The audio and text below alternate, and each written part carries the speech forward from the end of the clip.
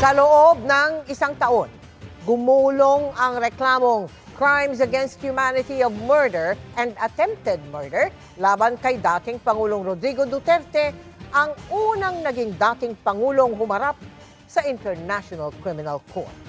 Ang mga naganap mula sa kanyang pagkakaaresto hanggang sa mga naging hakbang ng prosekusyon at depensa ng kanyang kampo.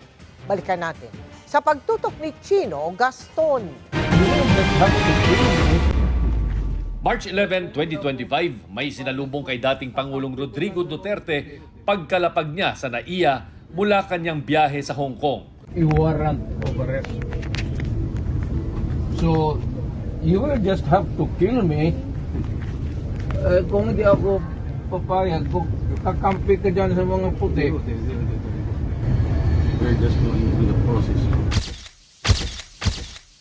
Kaugnay ito sa reklamong crimes against humanity of murder and attempted murder na inihain sa kanya sa International Criminal Court dahil sa kanyang madugong kampanya kontra droga. Ineskortan siya papuntang Villamor Air Base at sinilbihan ng arrest warrant na inisyu ng ICC. By virtue of the warrant of arrest issued by the ICC for crimes against humanity. Sir, you have the right to remain silent. Pagkain naman ko eh. Paano na pagkain?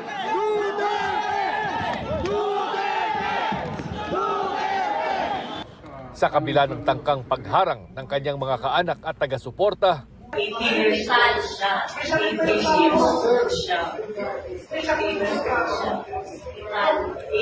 years old siya. Walang kaso. 80 years old siya. Akin na yung anak ko! Sino ba ang mas mataas sa iyo? Kausapin mo. Okay, higher than you. Hihilain ko yan. Hihilain ko yan. Naku, maniwala ka, hihilain ko yan.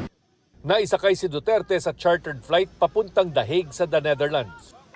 Ikinulong sa ICC Detention Center si Duterte at naging unang dating Pangulong ng Pilipinas na pinaharap sa ICC.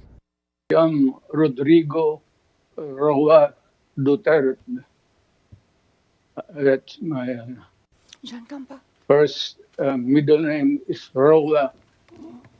His surname is Duterte. Habang nakakulong siya, kinwestiyon naman ng kanyang defense team ang jurisdiksyon ng ICC.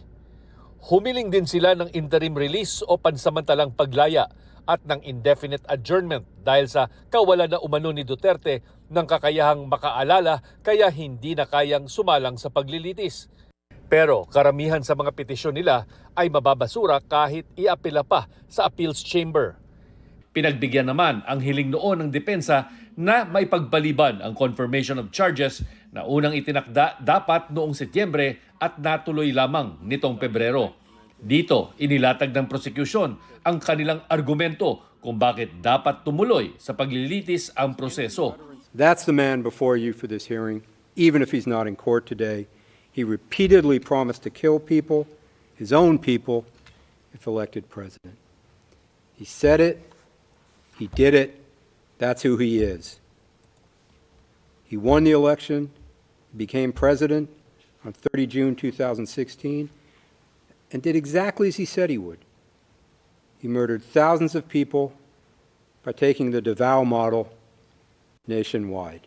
Bagay na hinarang ng depensa. The defence firmly submits that the pre-trial chamber should not commit any one of the 49 incidents to trial unless it concludes that there are substantial grounds to believe that Mr. Duterte's criminal linkage and liability has been established for each one.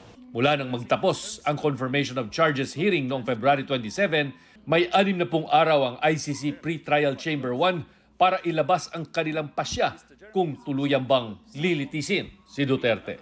Para sa GMA Integrated News, Chino Gaston Nakatutok, 24 Oras.